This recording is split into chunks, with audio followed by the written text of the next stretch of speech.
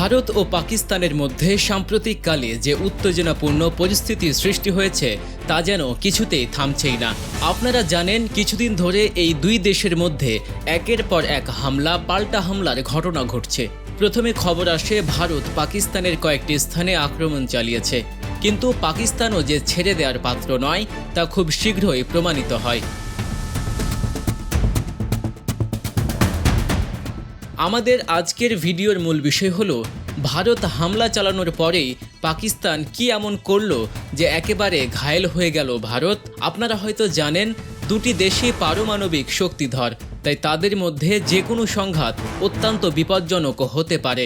আমরা চেষ্টা করব নিরপেক্ষভাবে ঘটনার পেছনের কারণ এবং এর সম্ভাব্য ফলাফল বিশ্লেষণ করতে।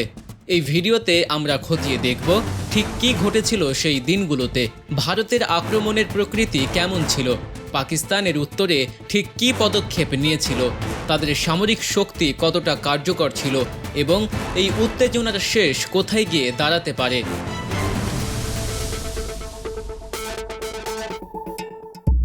আমরা বিভিন্ন আন্তর্জাতিক সংবাদ মাধ্যম এবং সামরিক বিশেষজ্ঞদের মতামত তুলে ধরব, যাতে আপনারা ঘটনার গভীরতা বুঝতে পারেন। আমাদের উদ্দেশ্য কোনো একটি পক্ষকে সমর্থন করা নয়, বরং প্রকৃত ঘটনা আপনাদের সামনে তুলে ধরা। তাই যদি জানতে চান ভারত হামলা চালানোর পর পাকিস্তানের প্রতিক্রিয়া কী ছিল এবং এর ফলে দুই দেশের মধ্যে কী পরিস্থিতি সৃষ্টি হয়েছে, তাহলে আমাদের এই ভিডিওটি সম্পূর্ণ দেখতে থাকুন।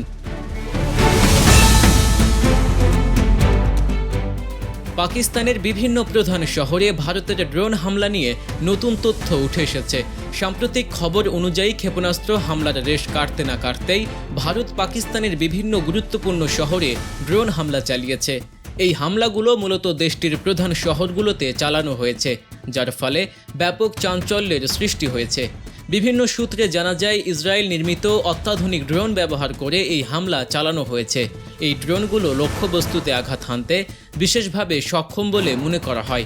হামলায় বেশ কিছু গুরুত্বপূর্ণ স্থাপনা ক্ষতিগ্রস্ত হয়েছে, যদিও ক্ষয়ক্ষতির পরিমাণ এখনও পুরোপুরি নিশ্চিত করা যায়নি।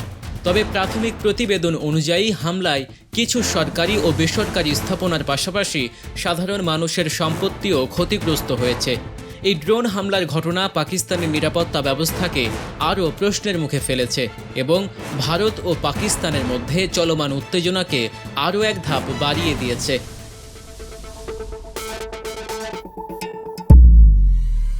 আন্তর্জাতিক মহলও এই ঘটনা গভীরভাবে পর্যবেক্ষণ করছে। পাকিস্তান সেনাবাহিনীর আন্তঃবাহিনী জনসংযোগ পরিদপ্তরের মহাপরিচালক লেফটেন্যান্ট জেনারেল আহমেদ শরীফ চৌধুরী বৃহস্পতিবার এক প্রেস ব্রিফিংয়ে জানিয়েছেন, গত 7 এবং 8 মে ভারতীয় ড্রোন পাকিস্তানের বিভিন্ন স্থানে অনুপ্রবেশের চেষ্টা করেছিল। তিনি আরও জানান, পাকিস্তানি সশস্ত্র বাহিনী তাৎক্ষণিক পদক্ষেপ নিয়ে এই হামলা প্রতিহত করেছে এবং মোট 12টি ভারতীয় ড্রোন ভূপাতিত করতে সক্ষম হয়েছে। ডিজিআইএসপিআর উল্লেখ করেন, লাহোর, গুজরানওয়ালা, রাওয়ালপিন্ডি, চকওয়াল, বাহাওয়ালপুর, মিয়ানওলি, করাচি, চোর, মিয়ানো এবং অ্যাটকে হামলাকারী ড্রোনগুলো সফলভাবে নিষ্ক্রিয় করা হয়েছে।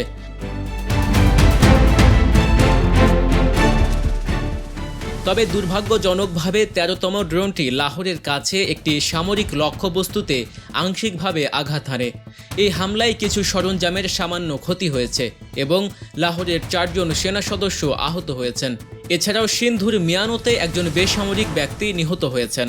সামরিক মুখপাত্র ভারতের এই পদক্ষেপকে একটি ধারাবাহিক আগ্রাসন বলে অভিহিত করেছেন এবং জোর দিয়ে বলেছেন, পাকিস্তানের বাহিনী তাদের আকাশ সীমা এবং আঞ্চলিক অখণ্ডতা রক্ষায় সর্বদা প্রস্তুত রয়েছে। এদিকে কাশ্মীরের বিতর্কিত অঞ্চলে ভারত ও পাকিস্তানের মধ্যে গোলাগুলির ঘটনাও ঘটেছে। বুধবার রাতে দুই দেশের সেনাদের মধ্যে আর্টিলারি সংঘাতের খবর পাওয়া যায়। এর আগে একই দিনে পাকিস্তান আরও একবার গোলাবর্ষণ করেছিল।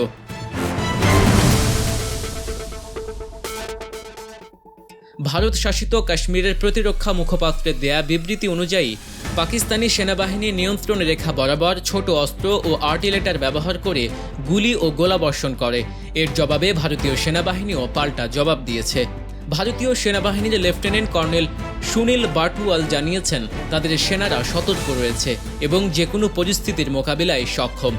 ভারতের পক্ষ থেকে এই বিষয়ে এখনও কোনো আনুষ্ঠানিক প্রতিক্রিয়া পাওয়া যায়নি। তবে এই ধরনের ঘটনা আঞ্চলিক নিরাপত্তার জন্য একটি বড় হুমকি। তবে ভারতের পক্ষ থেকে হামলার খবর আসার পরপরই পাকিস্তানও এর কঠোর জবাব দিয়েছে। মনে করা হচ্ছে পাকিস্তান ভারতের এই পদক্ষেপের মোক্ষম জবাব দেওয়ার জন্যই প্রস্তুত ছিল।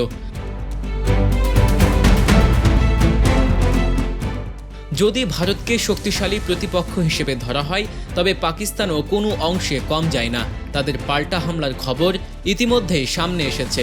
বিভিন্ন সূত্রে জানা যাচ্ছে, ভারত যখন পাকিস্তানে হামলার চেষ্টা করছে, ঠিক তখনই পাকিস্তানও ভারতের দিকে ক্ষেপণাস্ত্র নিক্ষেপ করেছে। পাকিস্তানের এই তাৎক্ষণিক এবং শক্তিশালী প্রতিক্রিয়া ভারতকে রীতিমতো হতবাক করে দিয়েছে।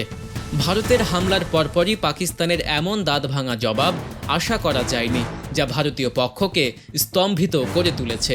এই ঘটনায় দুই দেশের মধ্যে উত্তেজনা আরও বহুগুণ বেড়ে গেছে এবং পরিস্থিতি আরও জটিল আকার ধারণ করেছে।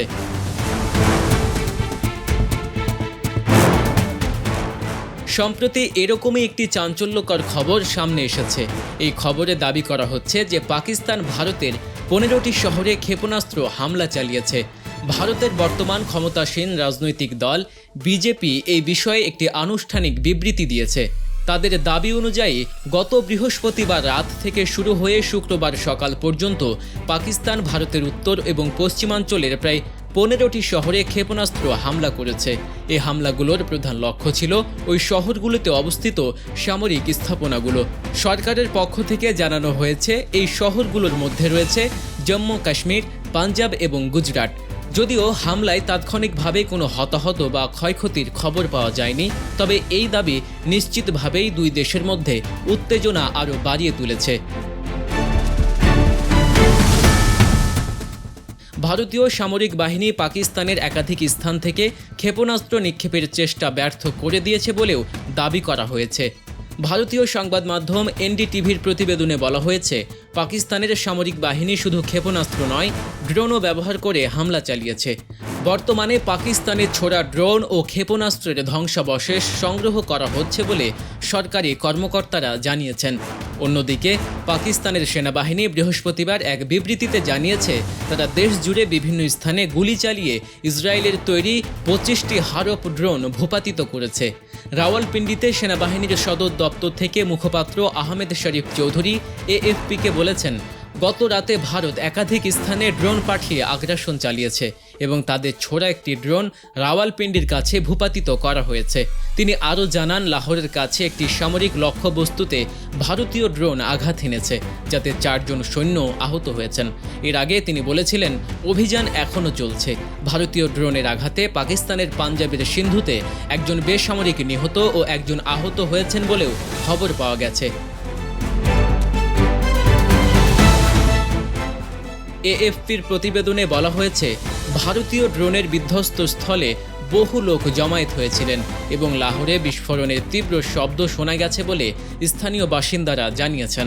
ভারত প্রথমে হামলা করেছে পাকিস্তানে এবং এর প্রতিশোধ হিসেবে পাকিস্তান ভারতে পাল্টা হামলা চালিয়েছে। এই পরিস্থিতিতে প্রশ্ন জাগে, এমন সংঘাত আর কতদিন চলবে? এই ধরনের পাল্টাপাল্টি হামলা একটি বিপজ্জনক চক্র তৈরি করে, যেখানে প্রতিটি আঘাত নতুন করে প্রতিশোধের জন্ম দেয়।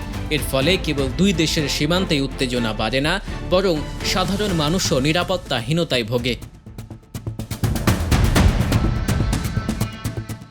অর্থনৈতিক ও সামাজিক ক্ষেত্রেও এর নেতিবাচক প্রভাব পড়ে সুদূর প্রসারী।